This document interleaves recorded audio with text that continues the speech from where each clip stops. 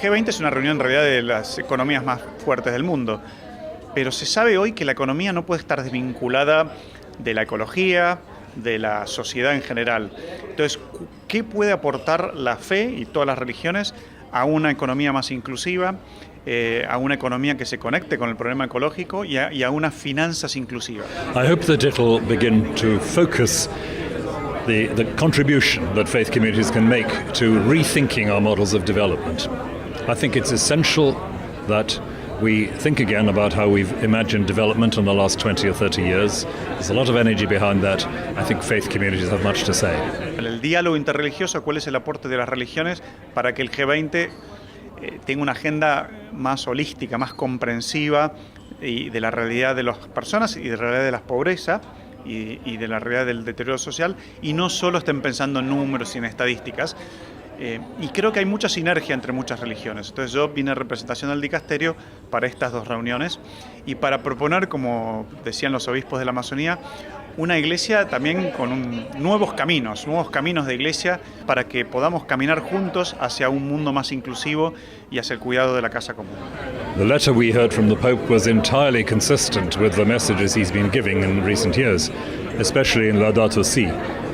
And the great contribution he makes is to connect issues of human justice with issues of justice towards the environment. Creemos que el Acuerdo de París, la Agenda 2030, los Objetivos del Desarrollo Sustentable, es un hito de la humanidad, es una oportunidad para responder a la crisis socioambiental que tenemos, y la Iglesia, junto a otras iglesias, también hacemos lo posible para que esto se cumpla. Creo que también es tarea de las iglesias y de la sociedad civil el presionar a sus propios líderes para que cumplan el Acuerdo de París. I believe that for the Pope, the question of how we relate to one another and how we relate to the world we live in, these are inseparably connected. If we behave irrationally or unjustly in one area, we will do so in the other too. Nosotros ahora, por ejemplo, estamos pensando en hacer un centro también desde el punto de vista de redes sociales para que se sepan todas las iniciativas de Laudato Si que hay en el mundo, que son muchísimas. Y esto es fruto de una conferencia que tuvimos del tercer aniversario de Laudato Si a principios de julio, donde la gente nos pidió, pero ustedes no pueden hacer una plataforma y sí, en eso estamos trabajando. O sea que hay muchas cosas que se están haciendo desde el punto de vista de redes sociales. We need to find the institutions and the contexts that will carry this forward. We can't just have a one-off conference. We need a continuing dialogue. And I would say also we probably need, for example, some universities across the world to take this up as a priority that they want to nurture and promote.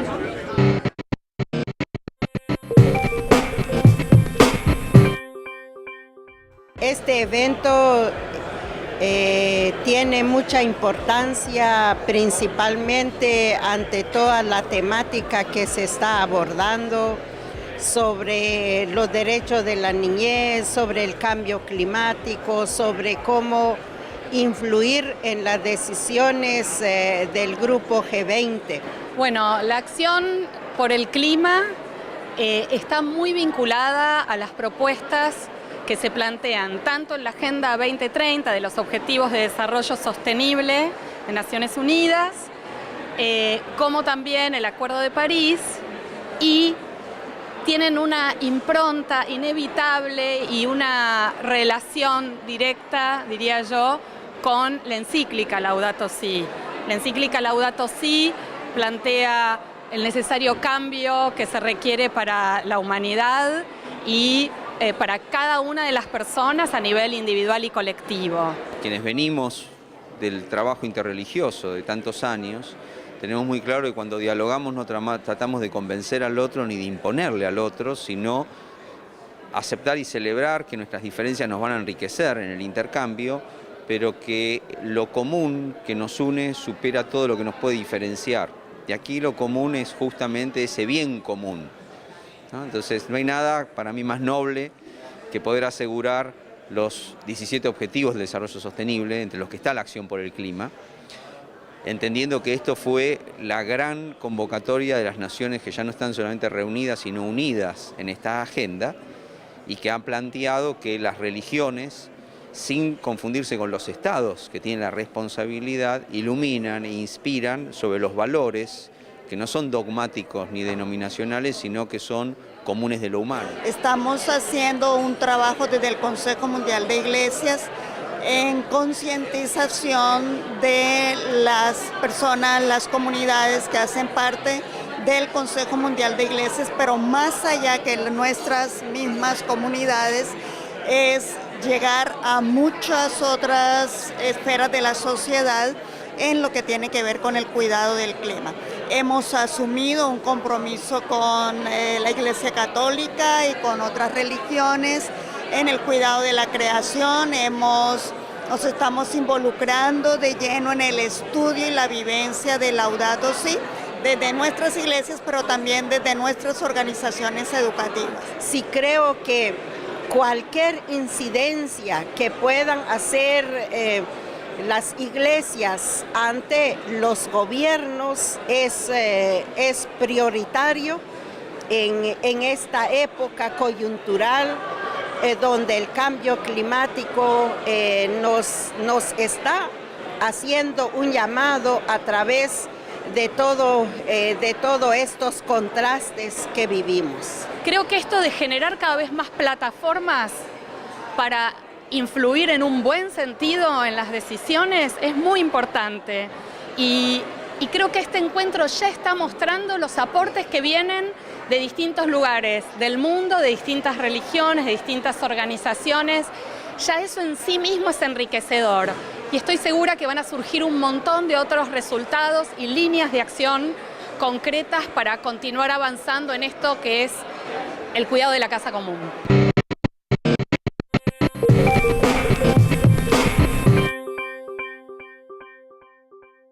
Y para hablar un poco más de este tema en profundidad, ¿no? Más allá de estos testimonios que hemos podido compartir y de todo lo rico, la verdad, de las conversaciones, de las mesas, de los encuentros que allí se dieron, hemos invitado, porque por suerte pudimos encontrarnos y nos prometió que iba a venir, al padre Augusto Zampini. Él trabaja en el Dicasterio para la Promoción del Desarrollo Humano Integral y bueno, desde el Vaticano ha venido también aquí a Argentina a participar de este foro. Así que muchas gracias, Augusto, por estar aquí entre nosotros, por venirte aquí al canal y bueno, que en principio queremos contarte o preguntarte, para romper un poco hielo, ¿qué es lo que haces vos en el Vaticano? Porque te dedicas a muchos temas, la verdad, ¿no es cierto? Además, para los que no lo recuerdan, o sí lo recuerdan, ya hemos conversado con el padre Augusto por Skype, así que hoy tenemos la alegría de tenerlo acá en el piso.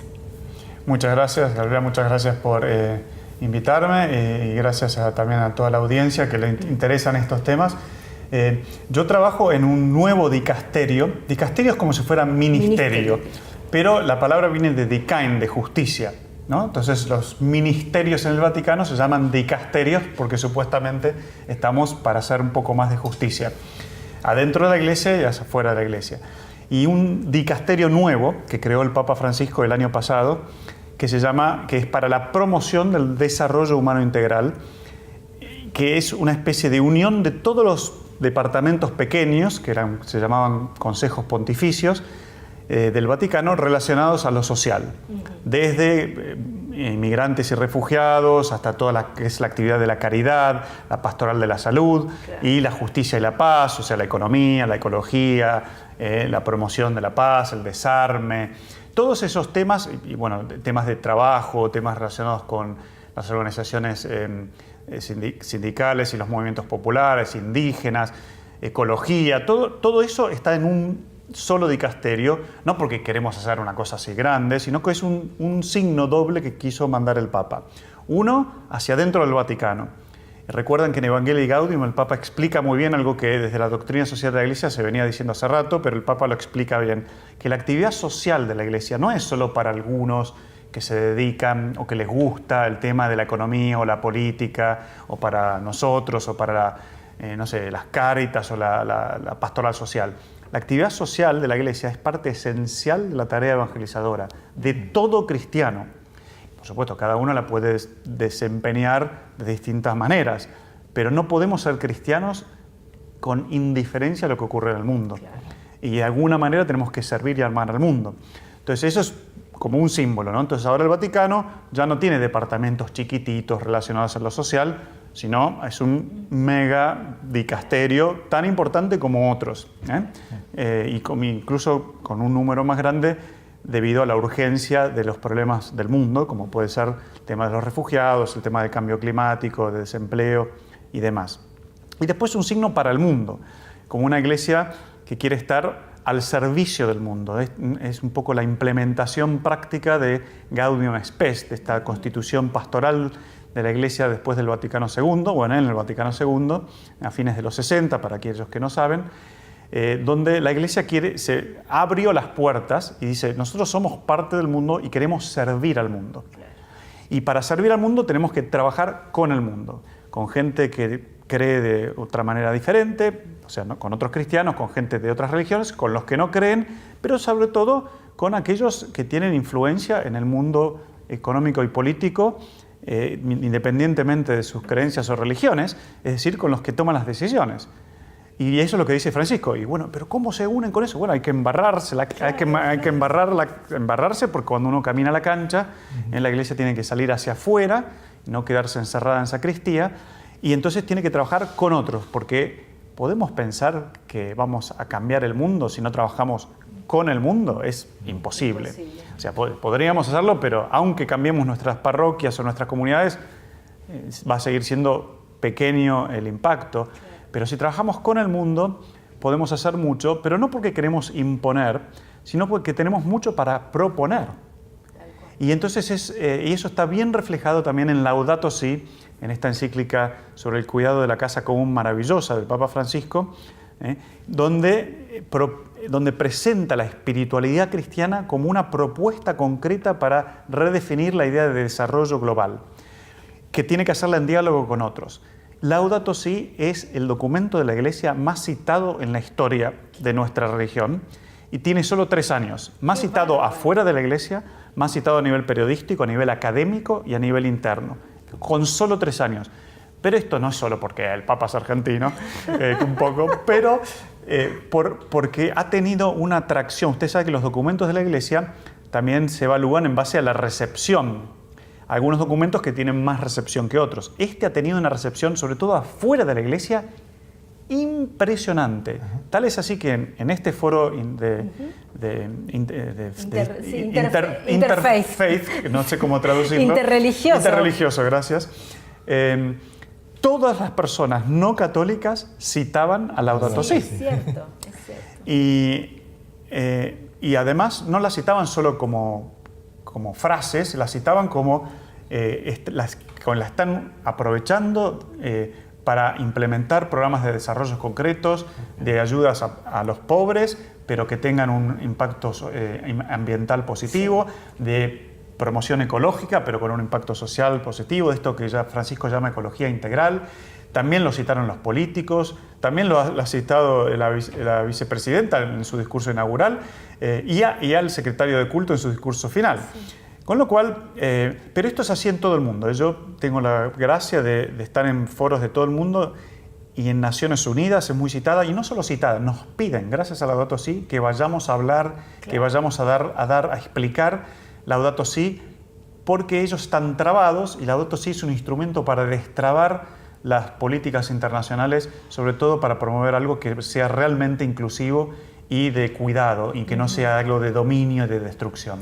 Ya finalizado el foro, ¿cuál es el balance que vos haces, ¿no? Porque, bueno, me imagino que cada uno de los participantes habrá podido hacer su propio balance, pero vos, bueno, ¿cuál es tu mirada? ¿Qué te llevas de este foro? ¿Qué le van a presentar a los presidentes cuando se encuentren en el mes de noviembre? Primero, a ver, una buena y una mala noticia. Primero la mala, bueno, no es tan mala, pero una académica de Georgetown University que se llama Catherine Marshall, que es una de las organizadoras, en uno de los últimos paneles dijo bien claros, no podemos ser ingenuos, ¿no? Es que no se crean que de repente las religiones van a influir tanto en el G20, ¿no? Para la audiencia que si no conoce mucho, el G20 es una reunión de los 20 países más poderosos del mundo para discutir específicamente temas económicos. Claro. Bueno, imagínense los presidentes reunidos ahí, no es que vamos, pero podemos tener algo de influencia podemos tener, sobre todo porque se hace en Argentina y porque como Argentina es uno de los países más pobres dentro de los países ricos y el G20, Argentina tiene una oportunidad única de ser la voz de los que están afuera del G20, de ser la voz de los más débiles o de hacer eco de los intereses de los más fuertes. Está como en esa dicotomía.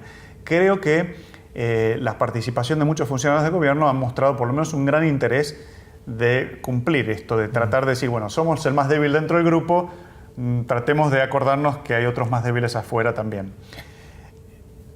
Y otra importancia, hay un negacionismo irracional de muchos políticos y economistas en el mundo hoy en día. Es Rowan Williams, que es el ex arzobispo de Canterbury, que es como si fuera el papa anglicano, para decirlo, y uno de los pensadores más agudos de la actualidad. Él dijo, este negacionismo de la realidad del daño ecológico, el negacionismo de la desigualdad social, el negacionismo de que las cosas van bien, pero hay que mejorar algunas cositas, esto es irracional. ¿Por qué es irracional? Porque todos los informes científicos manifestados en las estadísticas de todas las organizaciones de Naciones Unidas demuestran lo que nosotros vemos todos los días como religión y como iglesia. ¿Qué vemos en los barrios? Y que cada vez hay gente con más hambre. ¿Qué dice la FAO? Que en los últimos 3 años el número de gente que se va a dormir con hambre ha aumentado a pesar de que ha disminuido el crecimiento del Producto Bruto Interno Internacional. Hay más de 820 millones de personas, 820 que se van a dormir con hambre en el mundo, todos los días, y cada vez hay más. Pero tenemos alimentos para repartir para el techo. Entonces, ¿cómo puede ser eso? Lo mismo con estadísticas de salud. Vemos que la gente se enferma más. ¿Pero por qué se enferma más? Porque hay daño, hay contaminación de agua, hay contaminación de aire, hay cosas nuevas que entonces la gente hace a la salud de la gente. Lo mismo con el tema de desigualdad económica y podemos seguir. Pero lo importante es que las religiones tienen la experiencia de campo. Nosotros somos testimonio que eso ocurre y escuchamos. No siempre, pero generalmente escuchamos. Entonces, lo que hicieron todas estas religiones fue tratar de hacer caja de resonancia de las voces que normalmente en el G20 no están, que son las voces de los más pobres, pero con fundamentación científica y con fundamentación académica y junto con lo que dicen también las organizaciones de Naciones Unidas. Y hay una cita de Laudato Si que yo la quiero destacar, dado que del Papa Francisco, porque es muy importante que se puede aplicar a todos. Porque él dice, cuidado, porque cuando estamos en estas reuniones internacionales, generalmente los que estamos ahí discutimos y hablamos de cómo combatir la pobreza, no conocemos los pobres o estamos muy distanciados. Y como estamos muy distanciados, esta falta de contacto físico hace que nuestra conciencia se entre en una especie de sueño aletargado, aletargamiento, ¿no? Sí, Un aletargamiento que, por más que con buena voluntad, las decisiones después políticas no en realidad impacten en los más pobres. Claro. Pero esto nos puede pasar a todos, también nos puede pasar desde el estudio, del Vaticano, imagino yo. Entonces lo que muy bien los organizadores de este evento trajeron a representantes de las religiones, pero también trajeron a la gente de campo, que trabaja con organizaciones basadas o inspiradas en la fe, que están allí con la gente. Como yo estaba antes de entrar al Vaticano, estaba ahí, claro, en el campo. Y trajeron la voz de la gente y lo que funciona en materia de desarrollo y lo que no funciona. Y eso se va a unir brevemente y proponer algunas cositas para los presidentes del G20, que bueno, son miles, pero no sé qué les interesa. A ver, por ejemplo, pregúntenme y les cuento. A ver, hermano, yo creo que te han puesto en una situación en la cual vos estás en una frontera bastante peligrosa. Así que yo te voy a hacer preguntas, hermano. Vos sos representante de un Dios que dice no se puede servir al mismo tiempo a Dios y al dinero, ¿no? Y te enfrentás con gente que dice, yo lo único que sirvo es al dinero. ¿Qué haces?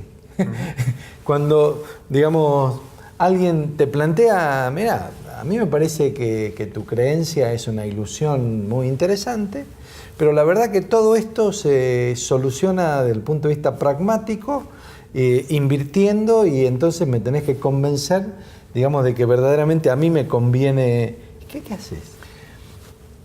una respuesta pastoral y una respuesta más académica. La pastoral es: no podemos servir a Dios al dinero, dijo Jesús, pero también Jesús comía con publicanos y pecadores. Ok.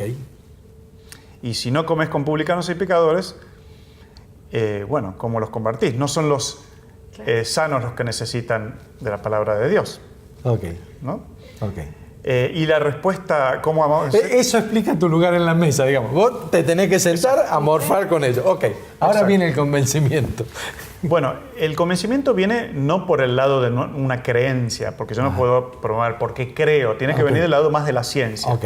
Y en ese sentido, nuestra fe católica, bueno, no todo es bueno, ¿no? Como sabemos con todos, pero algunas cosas sí somos buenos. Nosotros tenemos una larga tradición de lo que se llama la doctrina social de la Iglesia.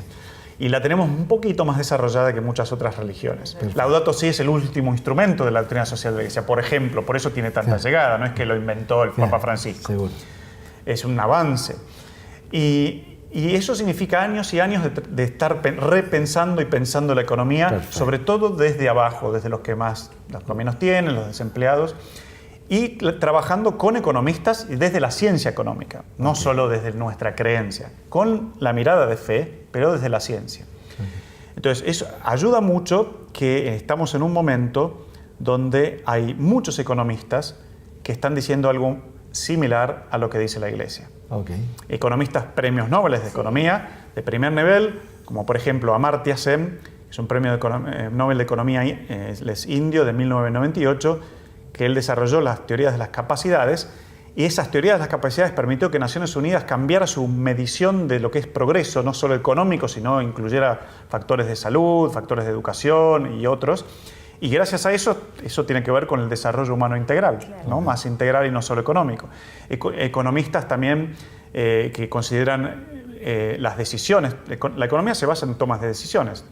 Te guste o no, uno toma decisiones en base a una cierta ética, inconsciente o conscientemente, porque vos tenés que elegir, y cuando elegís aplicás tu ética. Entonces también desde la filosofía, desde la ética se puede aportar y un montón. Pero básicamente quiero recuperar algo que la gente nos va a entender.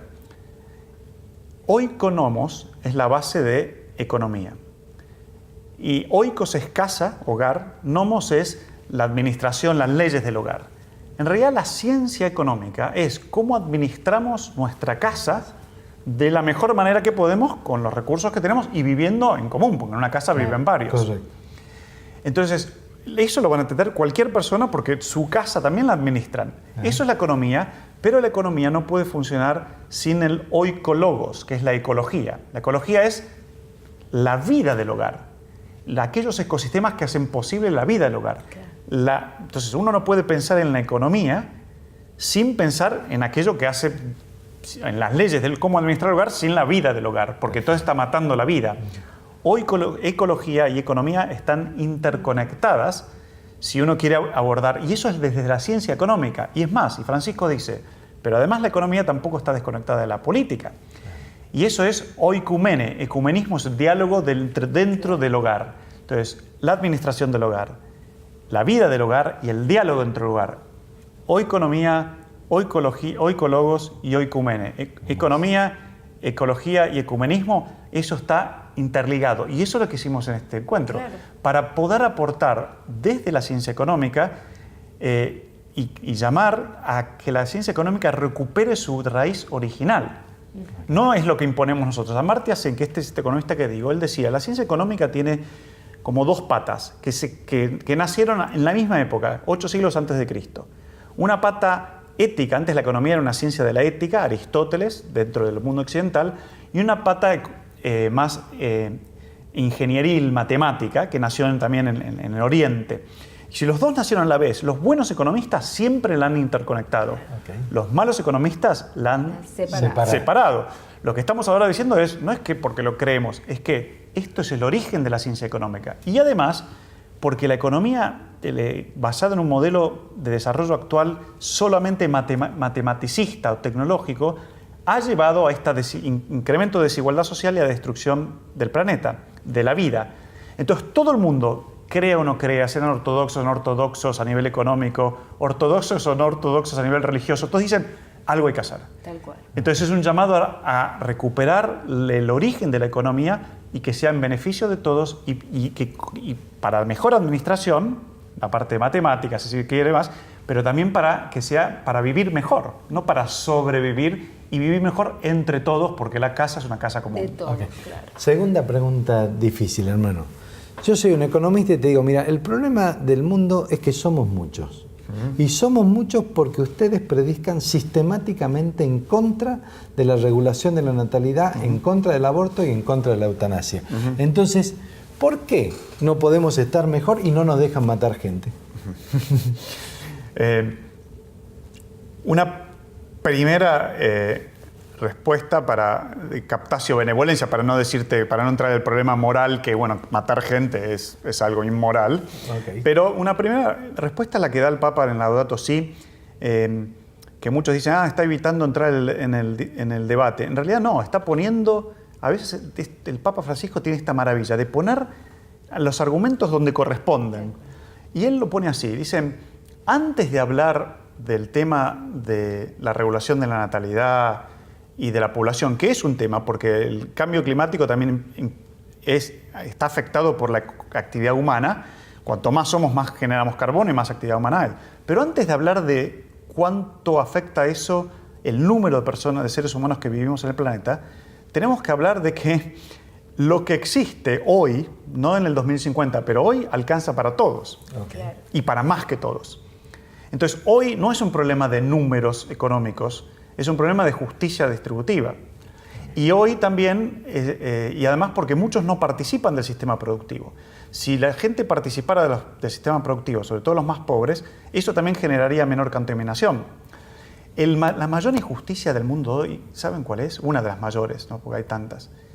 Que los más afectados por el cambio climático, que es generado por la actividad humana y el número de personas, son los más pobres. Y los más pobres son los que menos han contribuido. Eso es como, pero ¿cómo puede ser? Entonces los que contribuyeron, los que más contribuyeron, son los que más tendrían que pagar y los más dispuestos a cambiar, no a objetar que no cambien. Claro. Y lo pongo en términos más brutos. Porque yo estuve también en un barrio muy, muy humilde antes de estar haciendo lo que hago. ¿Ustedes quieren decirle a la gente de los barrios pobres, no tengan hijos? Cuando es una de las pocas buenas cosas que pueden tener. Cuando en realidad ustedes ven el mundo desde este privilegio sobreabundante. No. Primero aprendamos a generar una economía inclusiva y si hay para todos, podemos discutir. Entonces, pero antes de discutir eso, hoy por hoy no es determinante el número abstracto, sino es cómo vivimos. Okay. Es cómo vivimos. Por supuesto que sí, también es verdad que humane vitae, ¿no? y Francisco lo ha dicho en un avión, tampoco es que la Iglesia dice que tenemos que ser conejos y tenemos que tener una procreación responsable, ¿no? y cuidar, no es que... Pero hoy en día no queremos entrar en ese debate porque es una cortina de humo. Ajá. Y muchos lo han aceptado, diciendo, ok, sí, el debate es importante, pero antes es mucho más importante discutir sobre la verdadera causa. Porque si no discutimos la causa, va a seguir habiendo problemas de población. Primero discutamos la causa y una vez que resolvamos ese tema, bueno, vemos. Okay. Tercera pregunta. Evidentemente, una enorme cantidad de estos problemas están centrados en el individualismo, el egoísmo y el consumismo, que son estimulados enormemente por una gran propaganda mediática. Uh-huh. ¿Qué fuerza tiene la Iglesia frente a eso?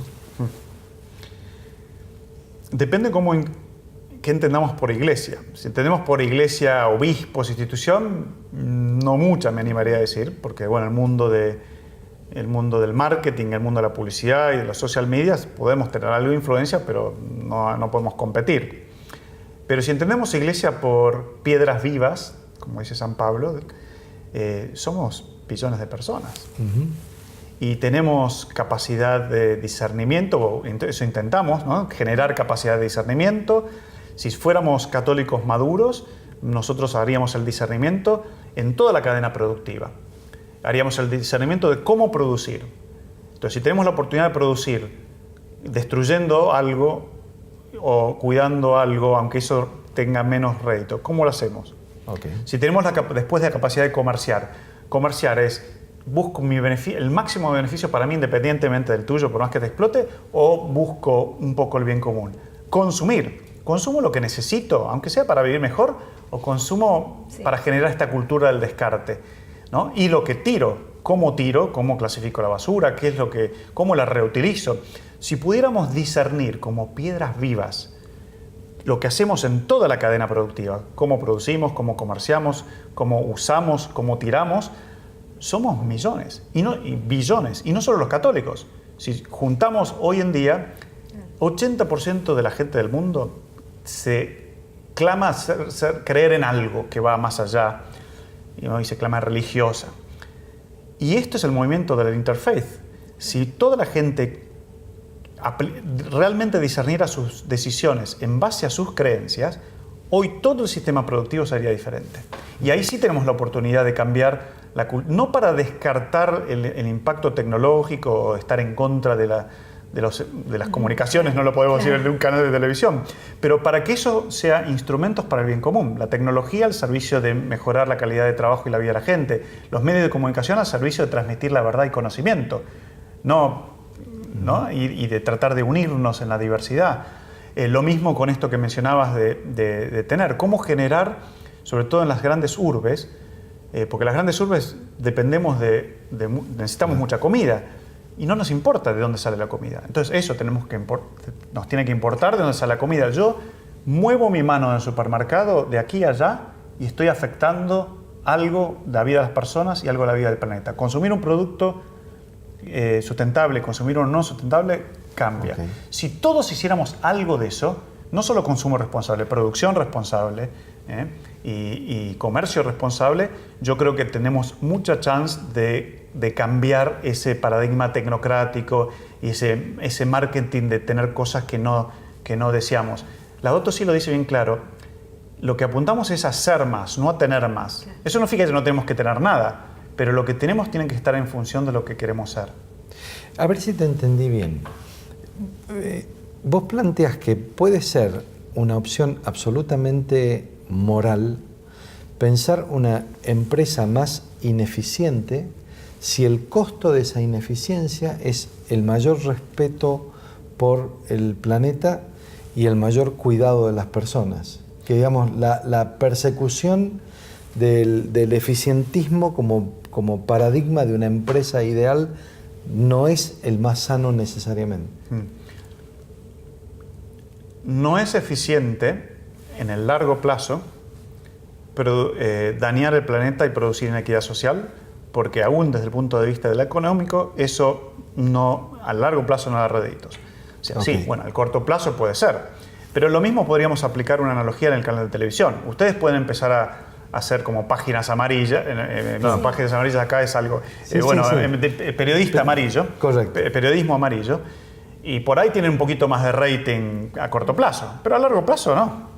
O sea, a largo plazo lo que vale en un canal de televisión es comunicar la verdad de la mejor manera que puedan, con interpretaciones, obvio. Lo mismo en una economía, no es sustentable el negocio, la eficiencia no pasa solo por el rédito económico. El rédito económico es importante, porque eso se trata de la empresa, pero el rédito económico está en función de un contexto, que es un contexto social y un contexto ambiental.